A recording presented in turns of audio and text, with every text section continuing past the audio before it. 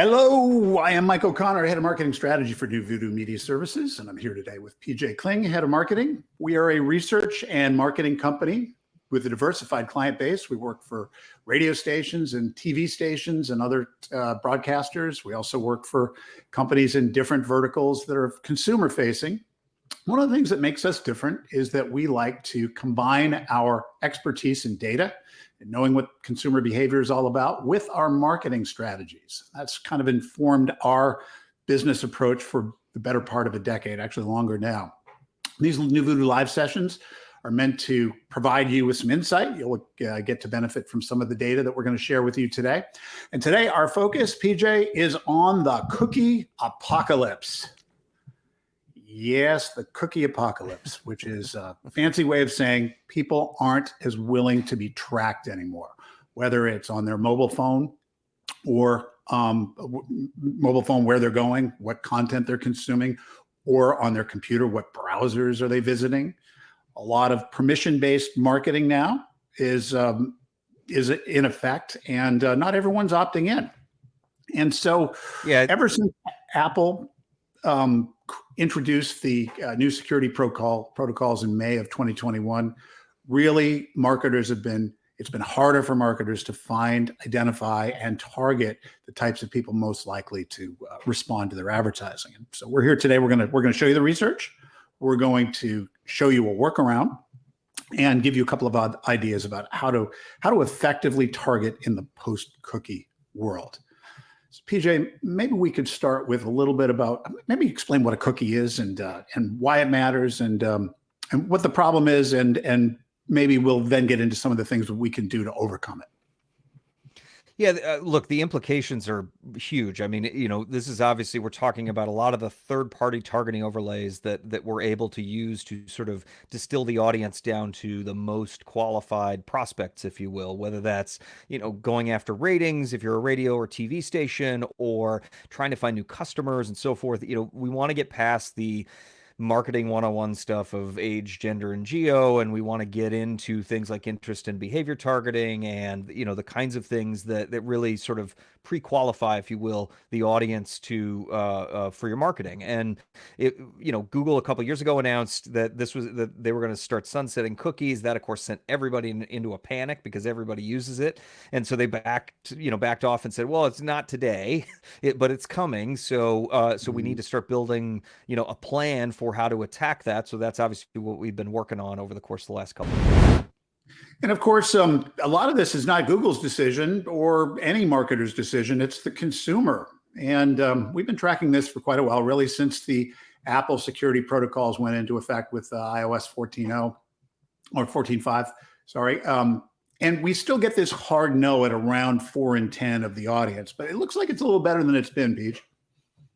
Yeah, I'm going to steal this insight from Lee Jacobs, who's our head of research insights, who pointed this out very effectively and suggested that while we tend to look at like the always and often and seeing if that's growing, and I don't know how much you can trust any person in your life that literally opts into everything.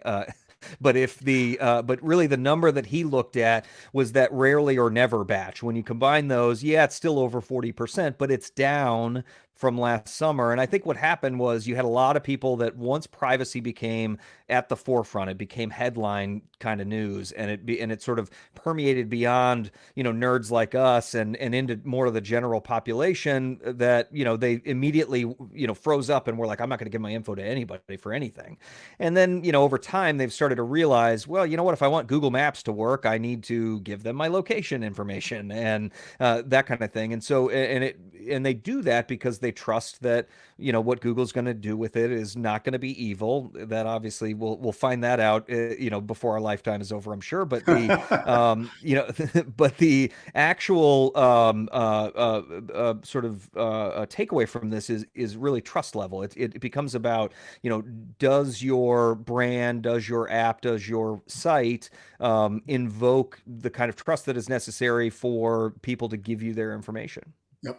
And so we got about a third, if you, let me put the slide back on real quick. So we got about a third hard nose, not even quite, I'm sorry, a little less than a third that Well, absolutely opt in no matter what. A bunch that it's going to be basically a trust level. That's another third. But then there's going to be this 30 to 40 to maybe occasionally 50% that are hard nosed, which means that our marketing strategies have to do more than just rely on the types of targeting that have depended upon tracking. You're just not going to be able to reach the entire prospective marketplace if you use only those cookie-based and mobile device ID strategies. So we've come up with a workaround. We're very excited about this. We've been working, kind of on a beta level, I guess, for the last couple of years. It's some new tech that we've added to our NuVoodoo ad tech stack. Maybe you could get into a little bit about what this is all about.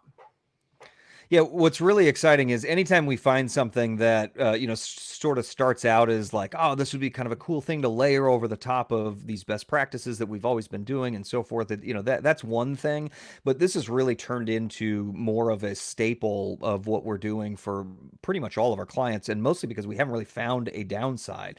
It's contextual targeting specific to YouTube, although there is contextual targeting on a lot of different platforms. But what we can do on YouTube in particular is scrape the audio track of all of the videos that your consumer, your listener is about to partake in, and then determine, based on how it categorizes keywords and so forth, determine whether or not your marketing is relevant to that. And the higher the relevance, the more likely we want to show your marketing in front of it. And so it gives us a really good chance to, I mentioned pre-qualifying the audience. It gives us a good chance to do that, because now we've got really, really relevant content to what your brand is, what your needs are, and what you're trying to show your content in front of, and we're able to pair that up in a way that's better than we've ever been able to do. Yeah, this isn't just about targeting people who may have consumed something. Like, let's use our country client, KNCI in Sacramento, as an example. Now, they were interested in showing videos in front of one of their featured artists, an artist they're going to build a whole contest around, but also other country artist videos. Now, old keyword tech could do that, but we could not guarantee that their pre-roll would be placed in front of a video that was relevant in real time. And that's really the big difference, right? Yeah, and look, being fans of Luke Bryan, as an example, might put you into a category or a targeting bucket that doesn't just put you in front of videos that are as contextually relevant, to your point. But what we are able to do with this is you're taking core artists for the radio station, so Luke Bryan plus a lot of other big artists for them, lifestyle brands and channels, so country festivals and local things within Sacramento that really fit the country life group, and we can now really sort of focus in on those. So it's a narrower look at it.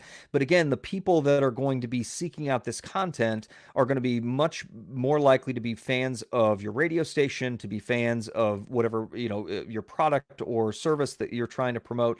And so being able to put your marketing in front of those folks, knowing that it's going to be relevant, just increases the likelihood that they're going to get to the end of the video, they're going to see your entire message, they're going to feel like, oh yeah, this is really relevant to me, I'm going to check them out, or I'm going to listen that much more. In the case of this as a contest, there were specific times that we needed them to tune in, and so so that is the part that gets promoted, and then and driving those listening occasions for radio is paramount to being able to drive their Nielsen ratings. And of course, not everything has to be directly associated with a specific artist. We can also do things like marry a client to a particular subject matter, like a cause.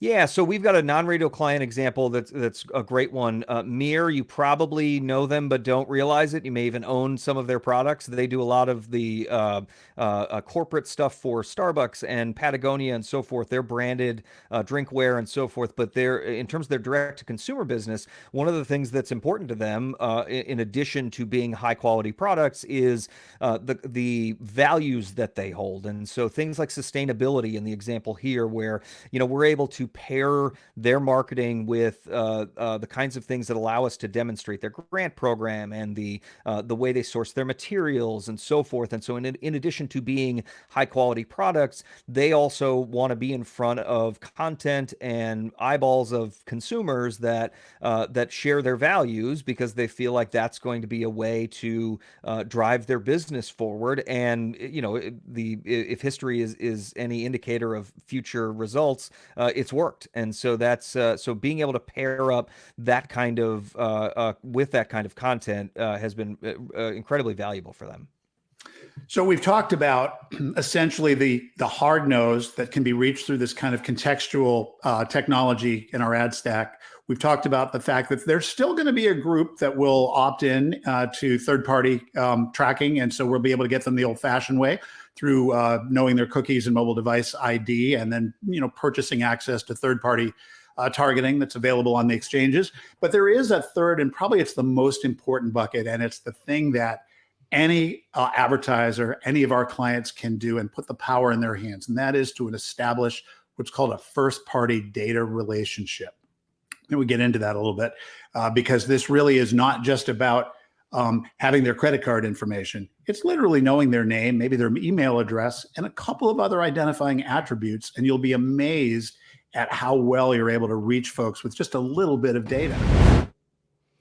Yeah, the one thing you want to be careful of is you don't want to, if you're going on a date with somebody, you don't want to just, overdo it in terms of how much you share with them or how much you ask about them. You don't want to get too personal right out of the gate. The same goes for, this kind of situation. If you're, first party data and that kind of relationship is very buzzwordy. A lot of people talk about it. It's, sometimes it's hard to determine exactly what that means. But these are some good examples where, in the case of radio properties, they do a lot of contesting. The kinds of data that you want to ask for that has a limit as far as it relates to the audience. I mean, email address is a pretty good given. If you can get away with email address, first name, and zip code there, that's really pretty strong. As we get into age, then you get, you're still good, but birthday, not as much. Not everybody wants to give that up. Yeah. And so when home address, the same kind of thing, even the box checkers that will that tell you that they'll give you their social security number, which is hard to believe. So there is a cliff there that you kind of fall off in terms of people being willing to give up certain things. So I think what it really boils down to, and has been kind of the theme of this, is, the relationship you have with them, trust that they have in your brand, whether it's a retail brand or a radio brand or anything in between, and making sure that the value you provide is communicated to them. You provide transparency as to what you're going to use the data for. All of those things are important. It is not termed relationship arbitrarily. I mean, it is a legitimate relationship with people, and it can't be one-sided. You have to be able to earn that data from your consumers. Well, it's one thing to understand all of this. It's a bit complex. It's quite another to put it into motion. And that's where NuVoodoo comes in. In a lot of cases for small and medium-sized businesses, we act as either an extension of their marketing department or a complete replacement for the marketing department. The difference is no fixed overhead. You use us when you need us. You scale us up when it's really intense and tight out there. And then when it's time to go on vacation and it's a lull in your sales cycle, you put us off to the side for a while. And that's been working well for us for the last 10 years. We'd love to have a conversation with you. And I think with that, PJ, we promised people under 15 minutes and hopefully 15 minutes that nobody will want back. So we'll look forward to hearing from you. You can get in touch with us anytime. We'll be happy to take your call or your email. NuVoodoo builds digital products and conducts research and marketing campaigns for clients. It's easy to get in touch. Drop us a line at tellmemore@nuvoodoo.com.